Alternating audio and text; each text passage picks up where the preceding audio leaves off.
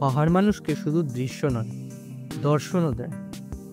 তবে পাহাড় দেখতে দেখতে আমি সক্রেটিস বা অ্যারিস্টটল হয়ে যাইনি, যাচ্ছি চিড়িয়াখানায় পাখি দেখতে। সকলকে স্বাগত আমার নতুন ব্লগে।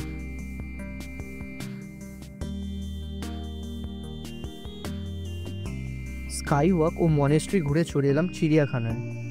কিন্তু এই চিড়িয়াখানা কিছুটা আলাদা। জানতে হলে আপনাকে শেষ অবধি ভিডিওটা দেখতে হবে।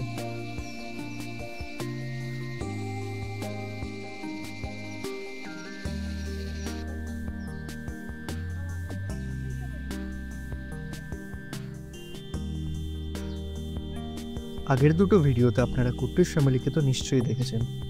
ভিডিওটি না দেখে থাকলে আই বাটনে ক্লিক করে আপনারা ভিডিওটি দেখতে পাবেন।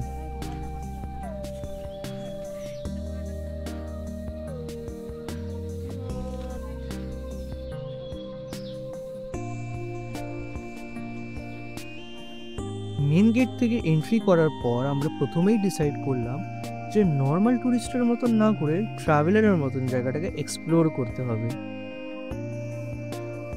তো সেই মতন আমরা ডাইরেক্ট বার্ড পার্কে না গিয়ে চলে গেলাম পাইন ফরেস্টের দিকে। পাথরের সিঁড়ি বেয়ে আমরা চলে গেলাম অনেকটা ঘন জঙ্গলের ভেতরে।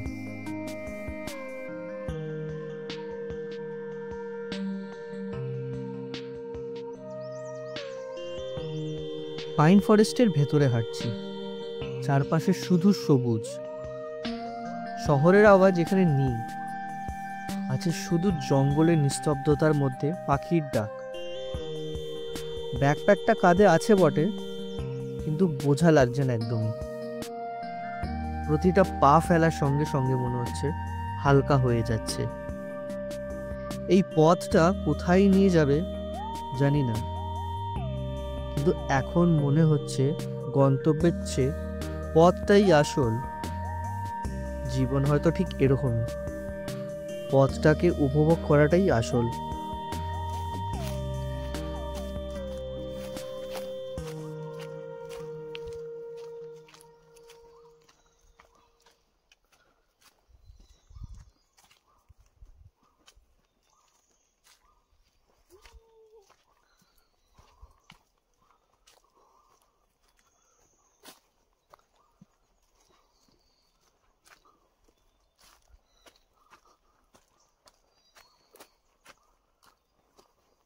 হ্যালো ভিউয়ার্স, আমরা জঙ্গলে হারিয়ে গেছি। কোথাও রাস্তা পাওয়া যাচ্ছে না। আবার যেই রাস্তা দিয়ে এসছি ওই রাস্তা দিয়েই ব্যাক করতে হবে। দেখা যাক রাস্তা, এই দিক দিয়ে তো আর রাস্তা পাওয়া যাচ্ছে না। কিন্তু এখান থেকে নামা বড্ড চাপের। এইখান থেকে উঠেছি তো যেমন তেমন করে, নামবো এবার কিভাবে? কি হয়েছে গাইজ? আমরা রাস্তা পেয়ে গেছি উল্টো দিক দিয়ে। যে দিক দিয়ে এসেছিলাম সেদিক দিয়ে রাস্তা হয়নি, ওই দিক দিয়ে রাস্তা আছে একটা, কিন্তু মনে হচ্ছে নেট দেওয়া। দেখা যাক। শেষমেশ রাস্তা খুঁজে আমরা আবার বার্ড পার্কের দিকে এগিয়ে যাচ্ছি।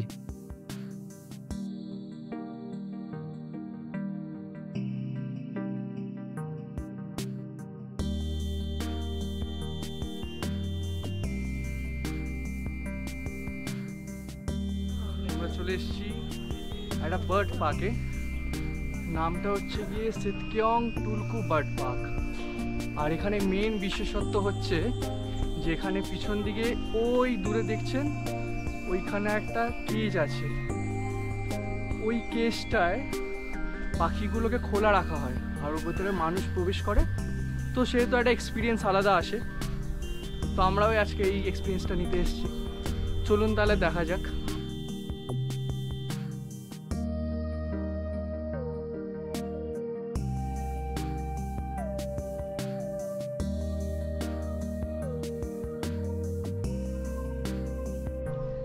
পুরো পার্কটা নেট দিয়ে ঘেরা আছে, আর সামনেই দেখতে পাচ্ছেন ওই খাঁচাটা, ইভেন উপরেও আছে। এইখানে সব লিস্ট রয়েছে যে কটা পাখি এখানে আপনারা দেখতে পাবেন তার। আর এইটা হচ্ছে গিয়ে ভিউইং ডেক। এখান থেকে পুরো পার্কটা একটা 360 ভিউ দেখা যাবে। গেটটা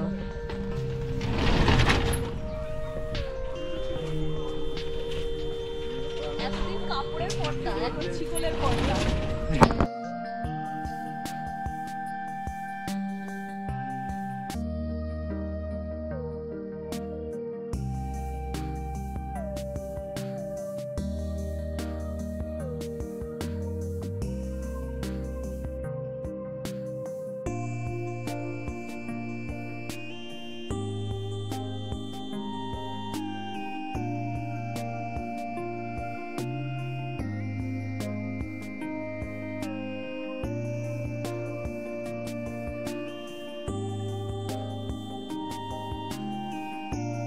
শিকলের পর্দা পার করে আমরা ঢুকে পড়লাম পাখির খাঁচার ভেতরে।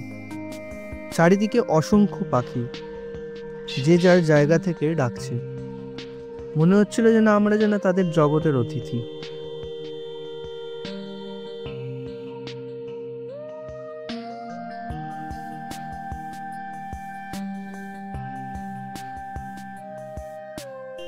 সব পাখি দেখার পর চোখে পড়ল কয়েকটা কালো খরগোশ, আর চোখে পড়ল এক গম্ভীর উট পাখি। দূর থেকে শুধু তাকিয়ে যাচ্ছিল আমাদের দিকে।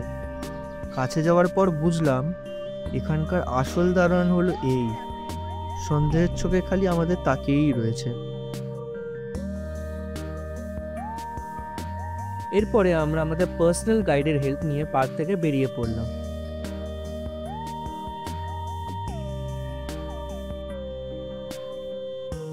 একটা ছোট পুকুরে কচ্ছপটা সাঁতার কাটছিল। মনে হচ্ছিল তার নিজের রাজত্বে একেবারে নির্ভয়ে ঘুরে বেড়াচ্ছে। এরপর আমরা গাড়ি নিয়ে রওনা দিলাম পাহাড়ের রাস্তায়। পাহাড়ের বাঁক আর কুয়াশা মিলে ভ্রমণটা আরো সুন্দর লাগছিল।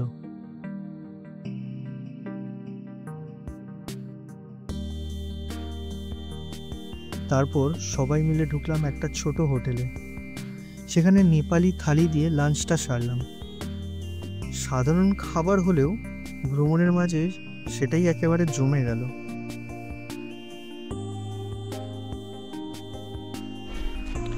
চলে এসেছি আমরা খেচোপেড়ি লেকে। পিছনে গেটটা দেখতে পাচ্ছেন, আর এই সামনের দিকে হচ্ছে পার্কিং লট। এখানে সমস্ত গাড়িগুলোকে রেখে এই গেটটা দিয়ে আপনাদেরকে ভেতরে ঢুকতে হবে। ভেতরে এন্ট্রি ফি হচ্ছে 30 টাকা।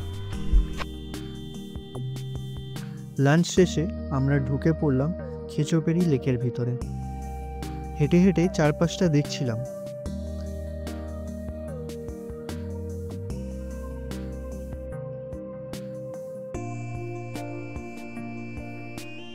একসময় আমি দৌড় দিলাম, কারণ বার্ড পার্কে অনেকটা সময় কেটে গেছিল। এখন এখান থেকে দ্রুত লেকটা দেখে আমাদেরকে ওয়াটারফলসেও যেতে হবে।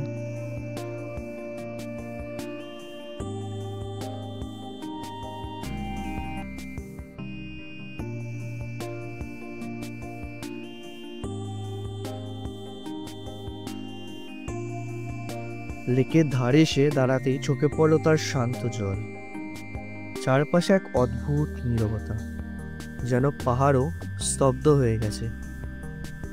ডান দিকে গুরু রিম্পোচের মূর্তিটি যেন এই শান্ত পরিবেশকেই আরো পবিত্র করে তুলছিল। এরপর আমরা আজকের ফাইনাল ডেস্টিনেশনের জন্য তড়িঘড়ি রওনা দিলাম।